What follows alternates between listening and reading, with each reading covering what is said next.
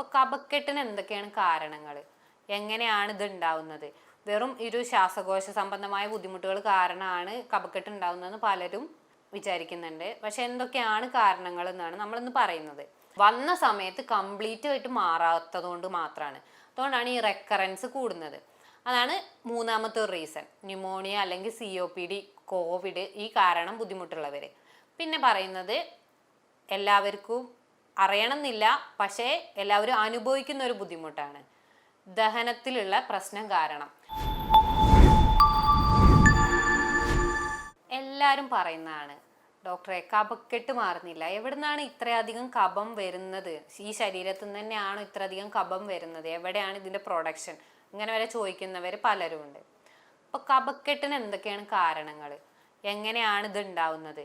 വെറും ഒരു ശ്വാസകോശ സംബന്ധമായ ബുദ്ധിമുട്ടുകൾ കാരണമാണ് കഫക്കെട്ട് ഉണ്ടാവുന്നതെന്ന് പലരും വിചാരിക്കുന്നുണ്ട്. പക്ഷെ എന്തൊക്കെയാണ് കാരണങ്ങൾ എന്നാണ് നമ്മളിന്ന് പറയുന്നത്. മെയിനായിട്ട് പറയുന്നത് എന്ന് പറഞ്ഞാൽ തൊണ്ടയിലുള്ള ബുദ്ധിമുട്ട്. തൊണ്ടയിലുള്ള എന്ത് ഇൻഫെക്ഷൻ കാരണം, അത് ബാക്ടീരിയൽ ആവും, ഫാരിഞ്ചൈറ്റിസ്, ടോൺസിലൈറ്റിസ്. തൊണ്ടയിലുള്ള 2 ടോൺസിൽസ് ഉണ്ട്, ആ മുഴകൾക്ക് ഉണ്ടാകുന്ന പ്രശ്നങ്ങൾ. ഇതൊക്കെ കാരണം, തൊണ്ടയിലെ പ്രശ്നങ്ങൾ കാരണം കഫക്കെട്ട് ഉണ്ടാവും. അവിടെ ഒരു ഇറിറ്റേഷൻ ഉണ്ടാവും. നിവർന്നിരിക്കുന്ന സമയത്തൊക്കെ കഫം ഇങ്ങനെ തൊണ്ട അടഞ്ഞ പോലെ ഉണ്ടാവും. ഇടയ്ക്കിടയ്ക്ക് ഇങ്ങനത്തെ ബുദ്ധിമുട്ടുള്ളവർ ഇടയ്ക്കിടയ്ക്ക് തൊണ്ട ക്ലിയർ ആക്കിക്കൊണ്ടിരിക്കും. ഇതാണ് ഫസ്റ്റ് റീസൺ.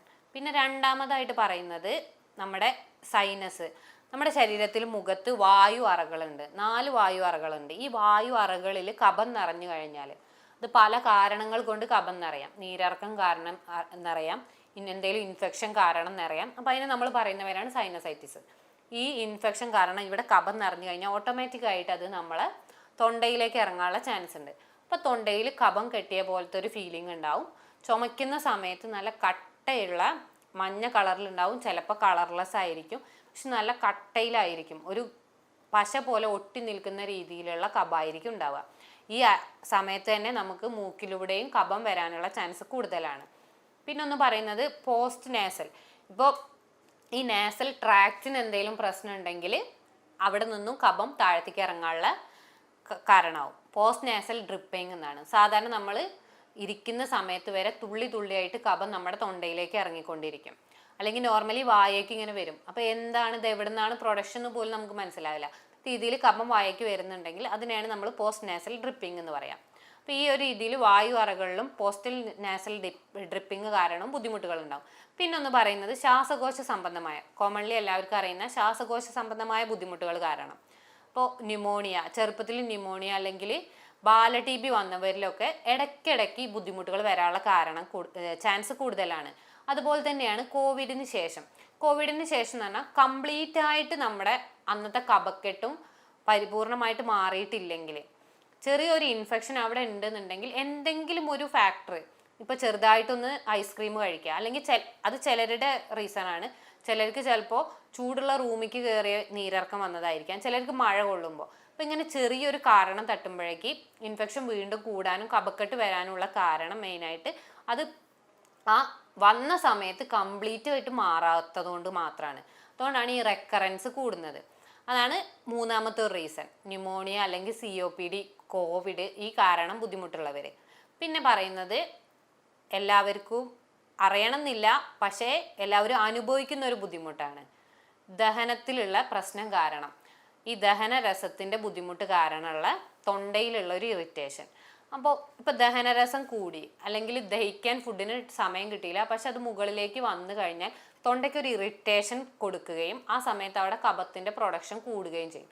ഈ രീതിയിൽ ഓൾമോസ്റ്റ് എല്ലാവർക്കും ഈ ഒരു കഫക്കെട്ട് കാണാറുണ്ട്, പക്ഷെ ആർക്കും അത് തിരിച്ചറിയാൻ കഴിയുന്നില്ല. അപ്പോൾ ഇതാണ് മെയിൻ 4 റീസണുകൾ. അപ്പോൾ ഇതെങ്ങനെ നമുക്ക് നിയന്ത്രിക്കാൻ പറ്റുക എന്നുള്ളതാണ്. അപ്പോൾ സൈനസൈറ്റിസിൻ്റെ ബുദ്ധിമുട്ടാണെന്നുണ്ടെങ്കിൽ നമ്മൾ അതിനനുസരിച്ചുള്ള ട്രീറ്റ്മെൻ്റ് ആണ് എടുക്കേണ്ടത്. സൈനസുകളിൽ കഫം നിറഞ്ഞു കഴിഞ്ഞാൽ നമ്മൾ മെയിനായിട്ട് ചെയ്യേണ്ട ആവി പിടിക്കുക.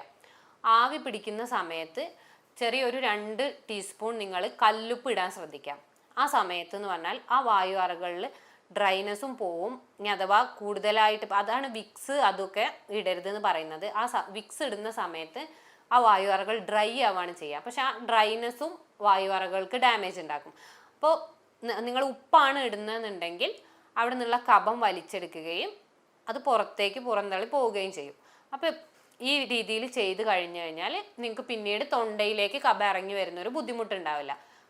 പിന്നെ പോസ്റ്റ് നാസൽ ഡ്രിപ്പിങ്ങിനും നമ്മൾ മെയിനായിട്ട് ആവി പിടിക്കുന്നത് ഉപദേശിക്കാറുണ്ട്. അതുപോലെയാണ് നേസൽ ട്യൂബിന് കറക്റ്റായിട്ട് വളർച്ച എത്താത്തവരിലും ഇടയ്ക്കിടയ്ക്ക് ബുദ്ധിമുട്ടുകൾ കാണും. പിന്നെ ഒന്ന് അഡിനോയിഡാണ്. അഡിനോയിഡ് അവിടെയുള്ള ഒരു ഗ്രന്ഥിയാണ്. ആ ഗ്രന്ഥിയുടെ വളർച്ച കാരണവും കഫത്തിൻ്റെ പ്രൊഡക്ഷൻ കൂടുകയും അതേപോലെ തന്നെ ശ്വാസോച്ഛ്വാസത്തിന് ബുദ്ധിമുട്ടുണ്ടാവുകയും ചെയ്യും. പിന്നെ അലർജി, ഇൻഫെക്ഷൻ, ശ്വാസകോശ സംബന്ധമായ ബുദ്ധിമുട്ടുകൾ കാരണമുള്ള കഫക്കെട്ടാണ് പറഞ്ഞത്. ആ കഫക്കെട്ട് നമുക്ക് കറക്റ്റായിട്ട് മനസ്സിലാക്കാൻ പറ്റും. നമ്മുടെ തൊണ്ടയിൽ നിന്ന് ശ്വാസകോശത്തിലേക്ക് പോകുന്ന കുഴലുണ്ട്, ബ്രോങ്കസ്. അവിടെ കഫം നിറയാണ് മെയിനായിട്ട് ചെയ്യുക. ആ കഫം നിറയുന്ന സമയത്ത് നമുക്ക് രാത്രി കിടക്കുന്ന സമയത്ത് ഏത് സൈഡിലേക്ക് കിടന്നു കഴിഞ്ഞാലും ഒരു കുറുകൽ പോലെ നമുക്ക് ഫീൽ ചെയ്യും. അപ്പോൾ ഇതാണ് മെയിനായിട്ട് നമുക്ക് ആ അലർജി അല്ലെങ്കിൽ ഇൻഫെക്ഷൻ, എന്തെങ്കിലും ശ്വാസകോശ സംബന്ധമായ ഇൻഫെക്ഷൻ കാരണമുള്ള ബുദ്ധിമുട്ടുകളിൽ കാണാം. ഒരു റാറ്റ്ലിംഗ് സൗണ്ട് നമുക്ക് കേൾക്കാൻ കഴിയും. മ്യൂക്കസ് അവിടെ താഴത്തേക്കും മുകളിലേക്കും പോവാണ്, പക്ഷെ കറക്റ്റായിട്ട് നമുക്ക് പുറത്തേക്ക് പ്രൊഡ്യൂസ് ചെയ്യാനും പറ്റുന്നില്ല. പിന്നെ GERD അല്ലെങ്കിൽ ദഹനത്തിൻ്റെ ബുദ്ധിമുട്ടാണ്. ഇത് എങ്ങനെയാണ് നമുക്ക് കണ്ടെത്താൻ നോക്കാം. ഈ ദഹനത്തിൻ്റെ ബുദ്ധിമുട്ടുള്ളവർക്ക് രാവിലെ എണീക്കുന്ന സമയത്ത് വെളുത്ത പത പോലുള്ള കഫാണ് വായിലേക്ക് കിട്ടുക. അതിപ്പോൾ ചിലപ്പോൾ ഉച്ചയ്ക്കൊക്കെ ഉണ്ടാവും, പക്ഷെ കൂടുതലായിട്ട് രാവിലെ എണീക്കുന്ന സമയത്താണ് ഈ ബുദ്ധിമുട്ടുണ്ടാവുക. കാരണം എന്താണെന്ന് വെച്ചാൽ ഇന്നത്തെ ഒരു ജീവിത ശൈലിയിൽ രാത്രി 10:30 ആ സമയത്ത് ഫുഡ് കഴിക്കുക, അല്ലെങ്കിൽ ഒരു 9 മണിക്ക് ശേഷം ഫുഡ് കഴിക്കും. ഫുഡ് കഴിച്ച ഉടനെ ഒരു അരമണിക്കൂറിനുള്ളിൽ കിടന്നുറങ്ങുന്ന ഒരു ശീലം, ഈ ഒരു ശീലത്തിലാണ് നമ്മൾ പോയിക്കൊണ്ടിരിക്കുന്നത്. അപ്പോൾ ഈ സമയത്ത് എന്താ വെച്ചാൽ ദഹനം കറക്റ്റായിട്ട് നടക്കുന്നില്ല, കറക്റ്റായിട്ട് നടക്കില്ല. അതുപോലെ തന്നെ അത് നമ്മൾ കിടക്കുന്ന സമയത്ത് മുകളിലേക്ക് വരികയാണ്. മുകളിലേക്ക് വന്ന് ത്രോട്ടിലൊരു ഇറിറ്റേഷൻ ഉണ്ടാക്കുകയും അവിടെ കഫത്തിൻ്റെ പ്രൊഡക്ഷൻ കൂട്ടുകയും ചെയ്യുന്നു. എന്നാൽ ഈ ഒരു ജീവിതശൈലി മാറ്റിയിട്ട് നമ്മളൊരു 7 മണിക്ക് ഫുഡ് കഴിക്കുന്നു. കറക്റ്റായിട്ട് 7 മണിക്ക് ഫുഡ് കഴിച്ചു കഴിഞ്ഞാൽ കറക്റ്റ് ഒരു 2 മണിക്കൂറിനുള്ളിൽ ദഹനം കഴിയുകയും നമ്മൾ ഓട്ടോമാറ്റിക്കായിട്ട് ഒരു 10:30-11 മണിക്ക് കിടക്കുക, അല്ലെങ്കിൽ 10 മണിക്ക് കിടക്കുകയാണെന്നുണ്ടെങ്കിൽ നിങ്ങൾക്ക് ഈ തരത്തിലുള്ള ബുദ്ധിമുട്ടുകൾ ഉണ്ടാവുകയില്ല. അതുപോലെ തന്നെ ഹെവി ഫുഡ് കഴിക്കാതിരിക്കുക. രാത്രിയിൽ ചെറിയ രീതിയിലുള്ള ഭക്ഷണങ്ങൾ കഴിക്കാൻ നോക്കുക. ശരീരത്തിൻ്റെ ദഹനം മൈൽഡാക്കുന്ന രീതിയിലുള്ള ഭക്ഷണങ്ങൾ കഴിക്കാനും ശ്രദ്ധിക്കുക. നേരത്തെ ഭക്ഷണം കഴിച്ചതിന് ശേഷം നിങ്ങൾ കിടക്കുകയാണെന്നുണ്ടെങ്കിൽ ഈ ഒരു ദഹനരസം മുകളിലേക്ക് വരികയില്ല. നിങ്ങൾക്ക് രാവിലെ കഫക്കെട്ടിൻ്റെ ബുദ്ധിമുട്ടുകൾ കുറയ്ക്കാനും സഹായകമായി. ഇത് സ്ഥിരമായിട്ട് ചെയ്യുകയാണെന്നുണ്ടെങ്കിൽ ഈ ഒരു ബുദ്ധിമുട്ട് നിങ്ങൾക്ക് ഉണ്ടാവില്ല. അപ്പോൾ ഈ ദഹനത്തിൻ്റെ ബുദ്ധിമുട്ട് കാരണമുള്ളത് കുറയ്ക്കാനുള്ളത് മെയിനായിട്ട് നിങ്ങൾ ചെയ്യേണ്ടത് ഈ ഒരു ജീവിതശൈലിയിലുള്ള ഒരു ചേഞ്ചാണ്. പിന്നെ കറക്റ്റായിട്ട് വെള്ളം കുടിക്കാം. പിന്നെ കഫക്കെട്ട് വിട്ട് മാറുന്നില്ല, കുട്ടികളിൽ മെയിനായിട്ട് പറയും കഫക്കെട്ട് വിട്ട് മാറുന്നില്ല.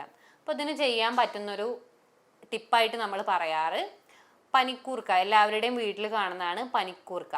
ഈ പനിക്കൂർക്ക ഒരു 3-4 ഇല എടുത്തതിന് ശേഷം ജസ്റ്റ് ഒന്ന് ചൂടാക്കി അതിൻ്റെ നീര് പിഴിഞ്ഞെടുത്തിട്ട് അതിലൊരു 2 തുള്ളി തേൻ ഉറ്റിച്ചതിന് ശേഷം കഴിക്കുക.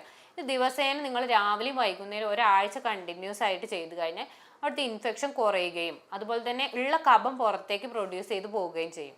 ആ സമയത്ത് ഇൻഫെക്ഷൻ കുറഞ്ഞു കഴിഞ്ഞാൽ നിങ്ങൾക്ക് സ്ഥിരമായിട്ടൊരു ശമനം ഉണ്ടാവും. പിന്നെ ഒന്ന് പറയുന്നതാണ് മഞ്ഞൾ. മഞ്ഞൾ എന്ന് പറഞ്ഞാൽ ഏതൊരു ഇൻഫെക്ഷനും ആൻറ്റി ഇൻഫ്ലമേറ്ററി ആയിട്ട് വർക്ക് ചെയ്യുന്ന ഒരു ആൻറ്റി ബാക്ടീരിയലാണ് മഞ്ഞൾ. അപ്പോൾ ഈ മഞ്ഞൾ ഒരു ടീസ്പൂൺ എടുക്കുക, അതിലൊരു 2 തുള്ളി തേൻ ഉറ്റിച്ചതിന് ശേഷം ദിവസേന രാവിലെയും വൈകുന്നേരം കഴിക്കാൻ ശ്രദ്ധിക്കുക.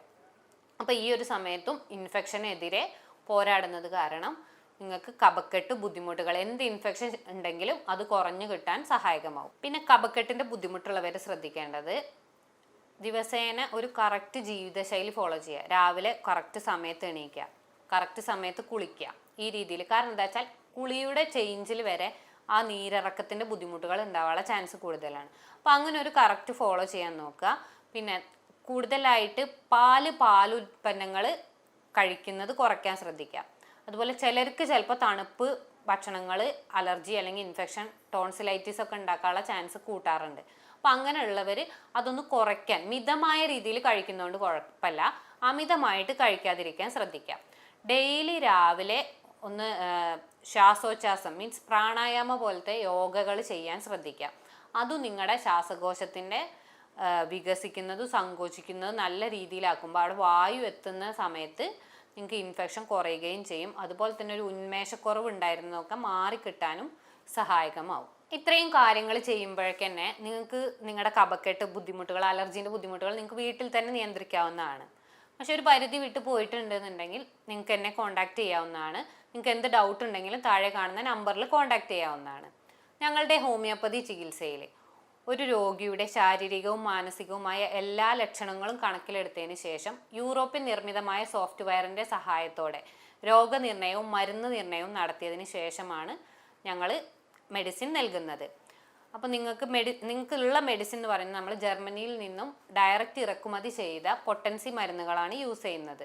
നിങ്ങൾക്ക് നേരിട്ട് വരാൻ ബുദ്ധിമുട്ടാണെങ്കിൽ നിങ്ങൾക്ക് ഓൺലൈൻ കൺസൾട്ടേഷൻ വഴി കോൾ ചെയ്ത് മെഡിസിൻ വീട്ടിലെത്തിക്കുന്നതാണ്. ഞാൻ doctor Gopika, doctor Basil homeo hospital, Pandikkad, Malappuram ജില്ല.